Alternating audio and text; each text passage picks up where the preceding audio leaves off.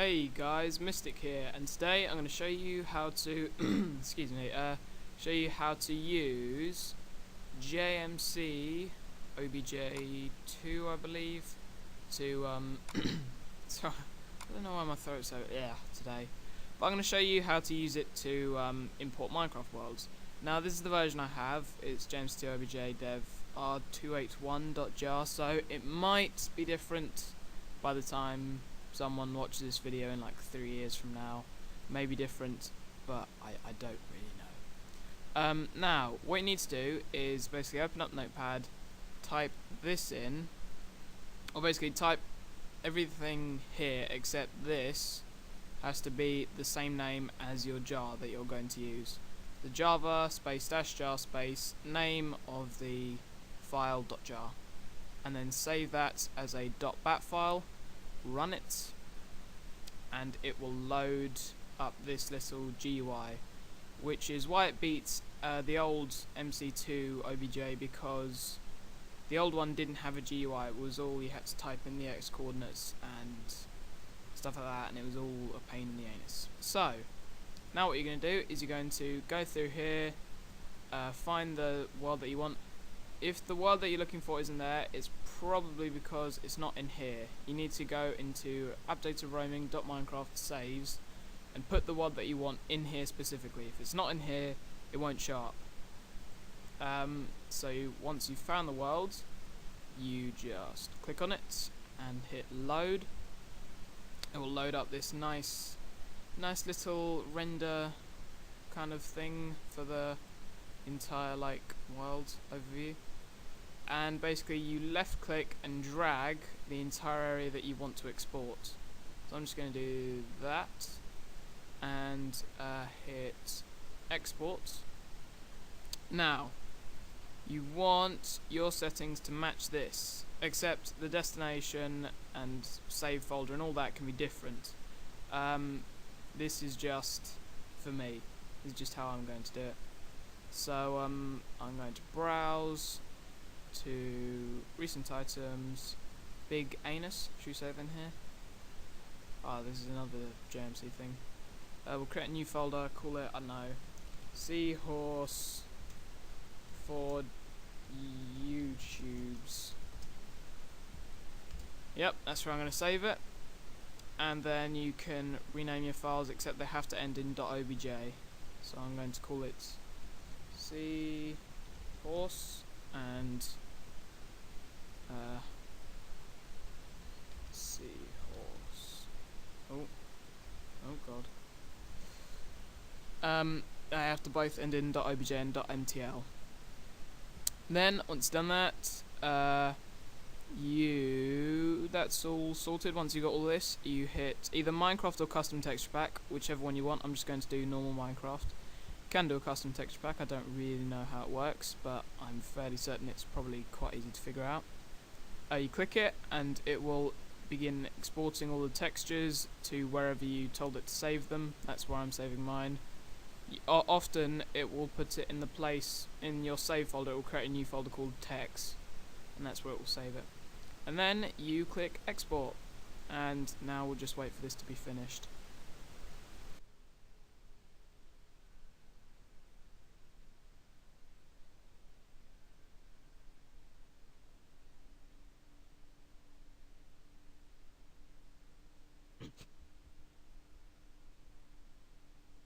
Okay, it's finished exporting. Now we can close this and we can close down JMC.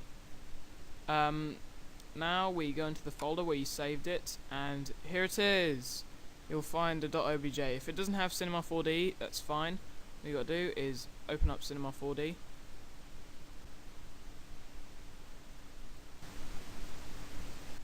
Ignore that, that was Riptide, because there is a way to import these, but you need to buy it, so I put it in and then I didn't have a, what's it called, serial.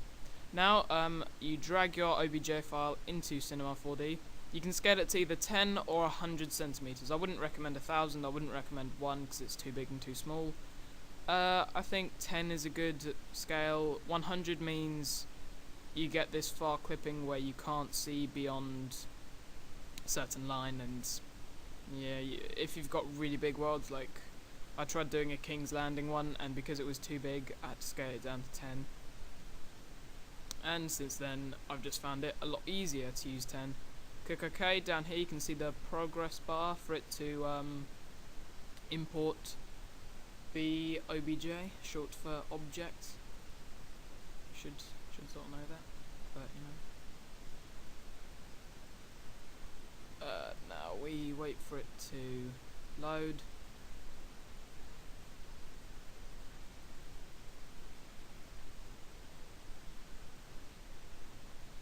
Bam, here we are. You can see this big world of pure grey. And it's pure grey for a reason, because we haven't textured anything. Now the first thing I'm going to teach you how to texture is water, and where's the other one? There's stationary water, I believe. Actually, because we're going to be doing so much texturing, let's bring this like that, just so I can see a bit more. So wait for everything to load. Doesn't really matter if it doesn't load. But yeah, now find your water texture. Nothing's textured yet, and I'll show you how to do that in a minute. But first, we're just going to do water. What you want to do in basic is check reflection, transparency, bump, and displacement.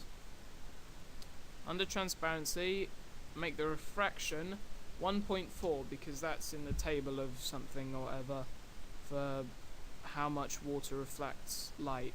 So when you see light rays, you should have done it in science or physics or whatever, and it goes through, it kind of bends, the light bends off in weird directions. That's what refraction does. So once you do that, you go on to reflection, turn it down to about 30% is a good number, I find. Then we go on to bump, go on texture, click noise, click the actual noise, like the bar filled with noise. Click on the little drop down menu for noise and click wavy turbulence. So that's basically what wavy turbulence, what bump and displacement do is, I can't really show you yet, but what they do is give a kind of, I don't know how to explain it. It gives the little waves and ripples in the ocean. It gives that kind of feel to it. So once you've done that, you go on to specular. If it's not been checked in basic, then just check it. Under specular, we can make sure it's on plastic, change the height to 100%, and that'll make it really reflective. It's not diffuse anymore. Now, when it reflects, it's direct reflections because that's how water works. Now we go on to displacement, do the same thing that we did for bump. We go on to noise, change it to wavy turbulence. And that's that, and if you want you can make it a little bit more blue than green and red. I don't know how well that's going to work out. And then we'll see if that works. I mean, I'm not going to render with global illumination yet because that does add on excuse me, it does add on a fair amount of render time. As you can see, can't see jack shit because it's not really rendering the bump. You need global illumination, and everything underneath it hasn't been textured, it's all grey underneath. So there you go, you can see the kind of ripples and whatnot in the water. So that's how you do water. Next I'm going to do lava. I will show you how to fully texture all of this, but for now I'm just going to show you how to do the interesting bits first. Now, on lava color, click texture, and it should take you to your text file. If it doesn't, well, I mean, I've got a lot. Go into the folder that you had, go into text, and then all of the textures for everything you need are in here. And type in the name of the material. So this name is just lava, and you find lava.png. Ignore A for now, that's for alpha, that's for transparency, but we don't need that. So once we're on lava.png, we hit open, we go on to sampling and change it to none, and that'll, because when it's on MIP there's blurriness because it's supposed to smooth out, but we don't want that. now we click luminance and glow. On luminance we hit texture again, find the lava.png texture, and on glow we turn down the outer strength right down, basically divided by 10 to 50, and change the inner strength to about 90, and that will make the lava look really nice. Let's go and find some. There's a big volcano right there. Oh yeah, this is just lava still. You if you've got lava flowing as well, just click on it, hold control and drag it next to it. That'll create a copy. Then find where is this? So that's lava flowing. Click click the second copy of lava, drag it over on top of it, and hold Alt, and you should see this yellow outline around it. Drop it on top of it, and it will change it to whatever you just put on top. Then we can render out the currently active view. You can't, again, I need to turn on global illumination, but as you can see the lava looks nicer. It's not actually that intense, it's just that that's how the light has rendered it. So yeah, that is adds texture of water and lava. And now onto the painus anus, the glory of all, the thing that makes animating really just a pain in the arse. This is why it's easier to use. Well, I mean, in the long run, JMC is easier than Mindways because JMC can export large worlds, but I will be doing a Mindways tutorial. That's a lot easier because it uses one texture file, but this is a lot more complicated. Now, find a certain thing. This is the side for the dirt, for grassy dirt. Click on it, click texture, and now just search for the exact name, dirt_grass side. Click that, open, change it from MIP to none, and you just go through and do that for every single texture. But textures with transparency, such as flowers, let's see if we can find some. You can tell that these weird shaped things. Oh no, these are the ones. They do it like that because they're supposed to have a picture on top. So you go onto the thing, or this is the texture for that, basically. It's the dead shrub texture. You go into basic and enable alpha. Alpha is basically transparency. So once we've done that, you click on texture, dead shrub, and here is where the like copies of textures with A come in. That means alpha. So this dead shrub A is the alpha maps for dead shrub. You can do this for every single thing, but it doesn't really matter because for everything there's not necessarily transparency. And now you can see on the alpha maps where there are the black bits are the bits where it's completely transparent. And now you can see through it. So if we render this out, it'll look awful because nothing's got textured. But as you can see, look, it's transparent and you can see through it. And it's awesome, yay! And you do the same for mushrooms, netherwort, cocoa beans, leaves. Leaves are important because a lot of people do ask, how do I get my leaves to be transparent? Well, in JMC, you find the leaves that you want. Let's just do these leaves. These are oak, so those ones. Go into basic, check alpha, choose the color for the same for the name of the texture, for the name of the leaves, and then you go into alpha, do the same thing but have A at the end for the alpha maps. Click that, okay, bing bang boom, done. Now you've got transparent leaves and it's awesome. Always, also important thing is to always make sure your sampling is always on none, because when it's on MIP you get a lot of kind of weird what's it called, you get a lot of weird blurriness, because what it tries to do is smooth out things that are far away. So only things that are far away get smoothed out, but things that are close up also get smoothed out because it just assumes for some reason that that's how the world works. I'm just going to do a bit more texturing. We'll change the dirt grass top to underscore G. Oh, underscore G. See, grass top, just top. Open. None. And then you'll see, like, the world, at the minute, the world's looking very green and brown and orange because those are the only things that are textured. But as you keep texturing, you will slowly get to a finished project. Yeah. Apparently I can't speak. It's quite early in the morning. Well, I say that. No, it's still quite early in the morning. For me. Now I'm just going to show you what I actually did. It will be under Seahorse. This one. So this is basically... Oh, go away, Riptide.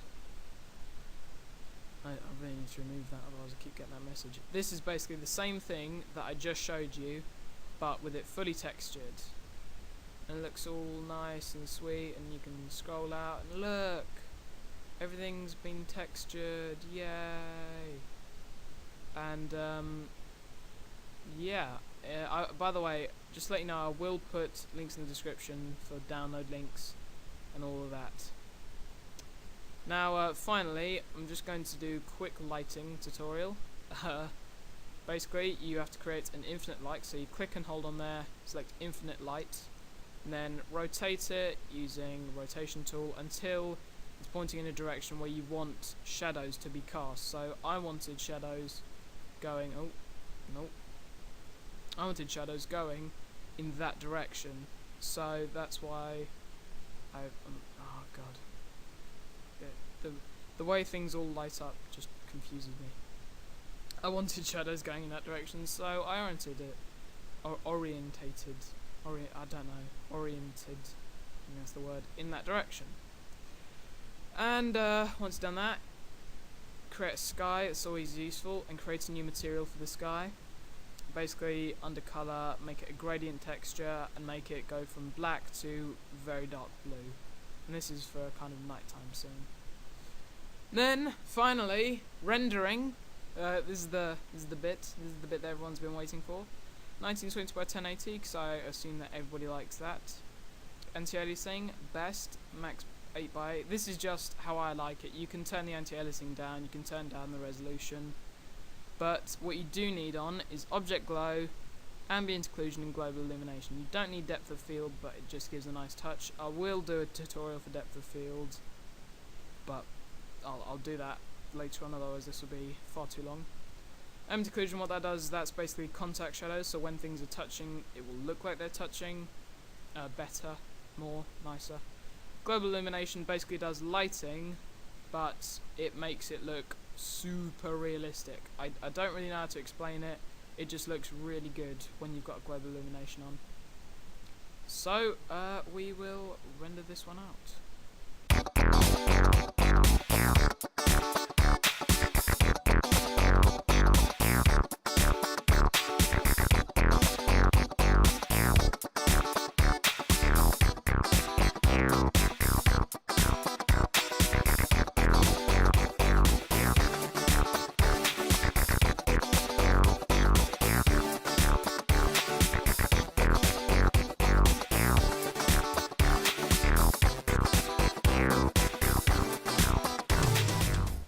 And we're back.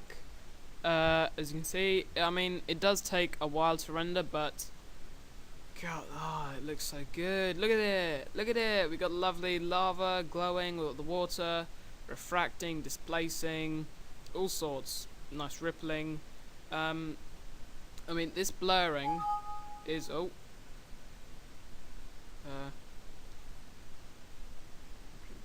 away. Well, I mean, this is all blurred because of the depth of field, which I will do a tutorial on. I'm not going to do it quite yet. But one thing I did forget to mention is that on the lights, under shadow, you need ray traced on. Turn it down to about 70 so that you can actually see stuff in the shadows. But yeah, that's about that. And then I'm just going to, what's it called? images. No. Delete. Stop. Stop, I say. Oh, it doesn't matter. Bask in the glory of this great thing. Yeah. Anyway, that's all for today. If you like the video, do like the video. No. If you like the video, please like the video. If you want to say something, please comment. And if you want to see more, then do subscribe. And I'll see you guys later. Peace.